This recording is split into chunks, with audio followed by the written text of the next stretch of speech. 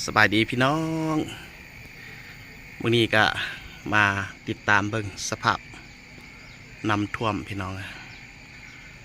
น้ำท่วมทุ่งให้ทุ่งนาท่วมผลผลิตกสิกรรมของพ่อแม่พี่น้องประชาชนพิกัดนี้มันอยู่ที่บ้านปากยองเมืองท่าโทมแขวงไสสมบูรณ์พี่น้องท่วมจนเบิดเบิ่งสภาพน้ำถือว่าขึ้นหลายพอสมควรเลยนี่เป็นพี่น้องพื้นที่นี้ก็เป็นทุ่งให้ทุ่งนาเบิดอันนี้เนาะแล้วพูนไกลๆพูนก็เป็นทุ่งนาเนาะละไอ้แม่นเบิดพี่น้องทุ่งให้ทุ่งนาเบิดเนาะ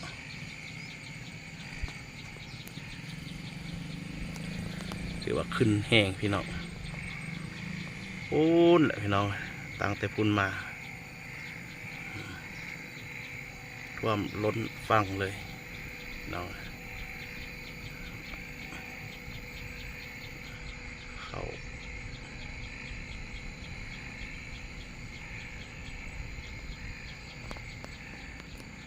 เห็ดได้พี่น้องสิได้กินข้าวกินน้ำเป็นอะไรน้ำขึ้นบ่ฮู้ว่ามื้อใดสิลง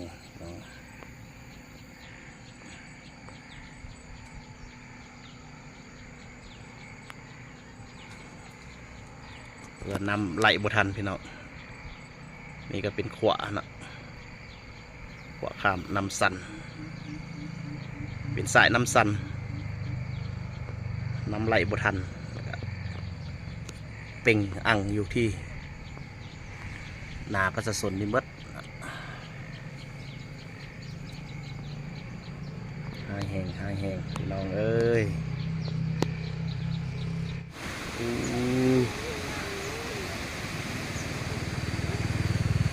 หายแห้งพี่น้องน้ำท่วม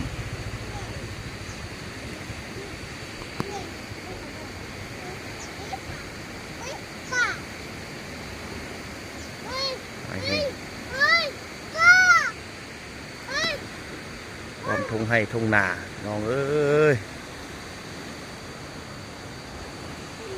วนความไปเบิด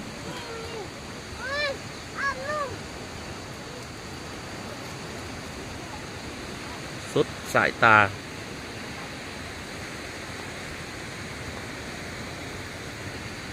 น้อง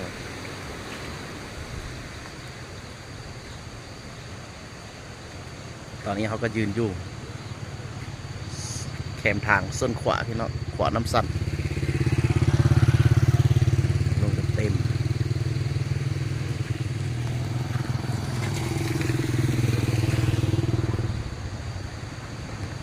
ถือว่า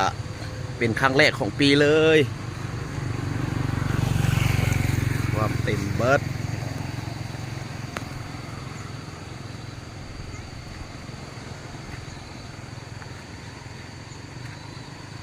ท่วมนาเขตนี้เนาะเขตบ้านปากยองถือว่าน้ำท่วมจนหมดเลยทุ่งให้ทุ่งนาบ่เหลือจักบอนท่วมเบิด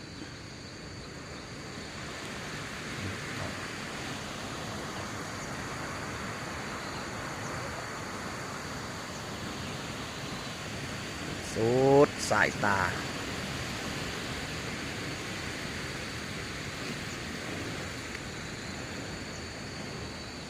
แห้งหลายปีนี้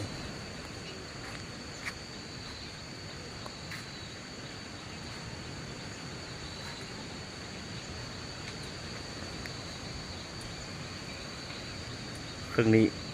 เป็นนาพี่น้องเลยโอ้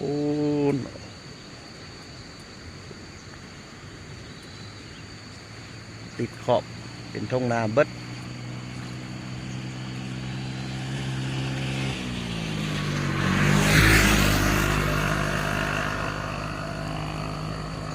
สายน้ำสั่น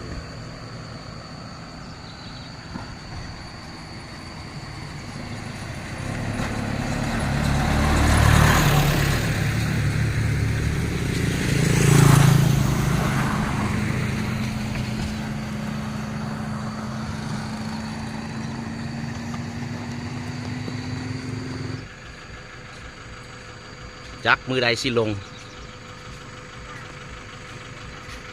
เบิ่งพี่น้องความเกียงแซะโอ้น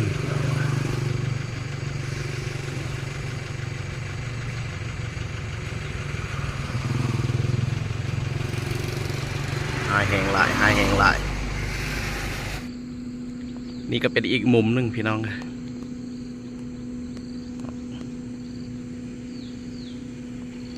โอ้น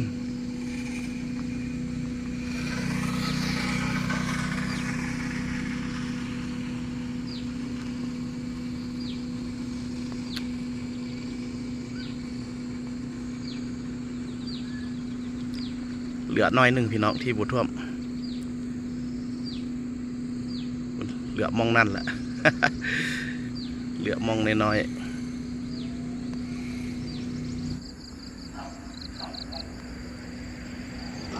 แล้วน้ำอยู่นี่พี่น้องติดกับฝั่งนี่แต่ว่าคุณกระท่วมไปฮอดพูนเลยเนาะโอ้น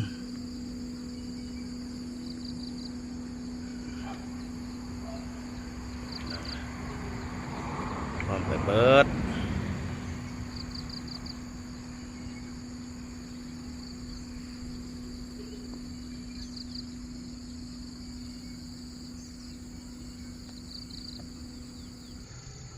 คุณพี่น้องเลยนั่นก็เที่ยงนาใกล้จะท่วมเที่ยงนาแล้ว